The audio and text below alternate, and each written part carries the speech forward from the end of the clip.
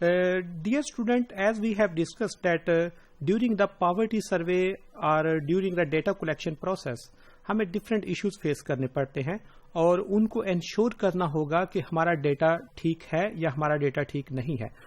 और जो first one issue होता है, you have to focus on sampling unit। क्या आपका सैंपल जो है वो राइट है या सैंपल राइट नहीं है? क्या आपकी जो इंफॉर्मेशन आ रही है वो एक्सपेक्टेड और एस्टिमेटेड वैल्यू में डिफरेंस ज्यादा है या उसमें डिफरेंस कम है? It all depends on your sampling technique. क्या सैम्पलिंग राइट है या सैम्पलिंग राइट नहीं है?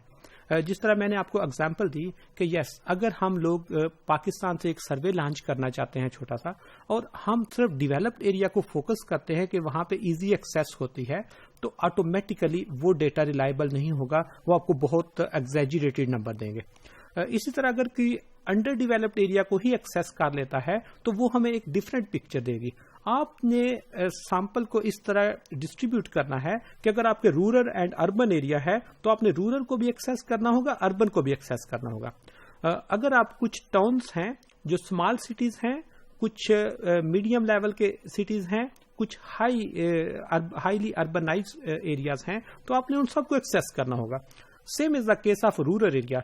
कुछ rural area near to city होते हैं, नियर टू अर्बन एरियाज होते हैं, और कुछ रूरल एरियाज बहुत रिमोट होते हैं, उनमें भी इंटेंसिटी का डिफरेंस होगा। उन सब से आपने representative of the population collect करना होगा ताकि आपकी इंफॉर्मेशन रिलायबल हो। इसलिए आपका जो सैम्पलिंग यूनिट होता है इस पे बड़ा रोल प्ले करता है। सेकेंडली, जब हम पैनल डेटा में जाते हैं तो पैनल डेटा में अगर हमने राउंड 1 में कुछ लोगों को एक्सेस किया है तो राउंड 2 में आप 10% लोगों को ड्रॉप करते हैं। अगर सिर्फ हाई इनकम लोगों को ड्रॉप करते हैं रिजल्ट डिफरेंट होंगे।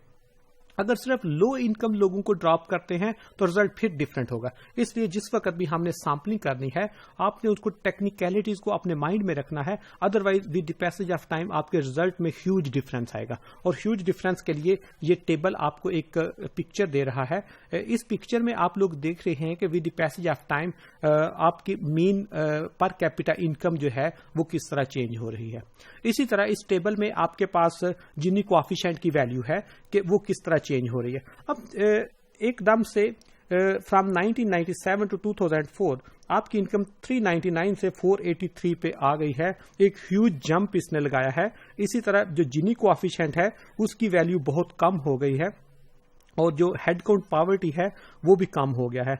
इट मीन्स कि हो सकता है आप फेज 1 और राउंड 1 से राउंड 2 पे जिस वक्त गए तो आपका सैंपल साइज कम हो गया। हो सकता है जितना कम हुआ है उन लोगों की इनकम ज्यादा हो गई हो और उनका नॉन रिस्पांस आपके पास ज्यादा हो। आपने इनमें सिर्फ हाई इनकम लोगों को ड्रॉप किया हो। जब हाई इनकम लोगों को ड्रॉप करेंगे तो ऑटोमेटिकली आपका जो जिनी कोएफिशिएंट है वो डिफरेंट होगा। इसी तरह हो सकता है आपने लो इनकम लोगों को ड्रॉप किया हो तो उससे पॉवर्टी के नंबर डिफरेंट होंगे। इसलिए जिस वक्त आपने सैम्पलिंग करनी है आपने देखना होगा कि कौन सा ग्रुप ड्रॉप किया जा रहा है और कौन से ग्रुप को आप इंक्लूड कर रहे हैं, कौन सा एरिया ड्रॉप कर रहे हैं और कौन सा एरिया आप इंक्लूड कर रहे हैं। This is the most important, क्योंकि आपकी जितनी इंफॉर्मेशन है वो सारी बेस्ड करेगी कि आपने डेटा कलेक्शन के लिए स्ट्रेटेजी कौन सी लगा रहे हैं। समटाइम सैम्पलिंग टेक्निक आप चेंज कर लेते हैं। सैम्पलिंग टेक्निक चेंज करने से भी आपकी आउटपुट चेंज हो जाती है। इसलिए इन टेक्निकलिटीज को आपने अपने माइंड में रखना होगा कि हमने सैम्पलिंग के लिए एप्रोप्रिएट टेक्निक लगानी होगी। हमने किसी स्टैटिस्टिशियन से उसको डिस्कस करके फील्ड में जाना होगा। अगर वहां पे कोई प्रॉब्लम बनता है तो उसको टेक्निकली हैंडल करना होगा ताकि हमारे डेटे की रिलायबिलिटी पे कोई क्वेश्चन ना आए और हम उस डेटे को पॉलिसी मेकिंग के लिए यूज कर सके, इवन एट रीजनल लेवल या एट नेशनल लेवल।